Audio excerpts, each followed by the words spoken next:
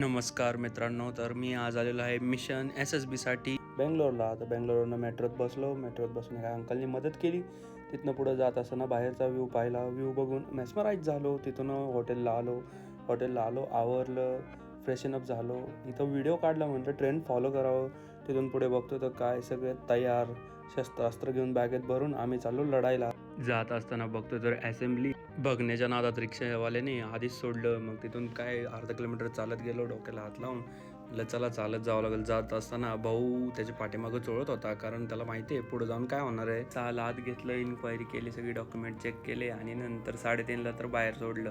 तुम्हाला सांगतो 169 पोरं होते, त्यातले फक्त इनमेन 34 घेतले आणि त्या 34मधनं पण ओनली 3 का 4च रिकमेंड केलेत पुढे, आणि ते पण रिपीटर. फ्रेशरला कुठंच जागा नाही. आणि ते पण मी सगळं ॲनालिसिस केलं, जास्त तर कम्प्युटर इंजिनियरच आहे. ते सगळे इंजिनियरवाली तोंड घेऊन येतात माझ्यासारखे बा. मग काय तिथं रिजेक्ट झालेल्यांसोबत ओळख केली, ओला बुक केली आणि बिल्डिंगा बघत बाहेर निघालो. बघतो तर इकडं पोस्ट ऑफिस, आपल्या इकडे एवढं छोटं पोस्ट ऑफिस असतं. साईडला बघतो तर इकडं विधानसभा. भावा कसली विधानसभा आहे. इकडं हायकोर्ट पण बघितलं नाही असल्यासारखं आहे. मग ही काय आपले इंडियन नेव्ही पायलट पोस्टसाठी आलेले दोस्त, हे बघा यांची तोंड नाही रिजेक्ट झाल्यावर कसं होतं. हे काका बोलले, अरे तू जा, लाईक करो भाई लोग.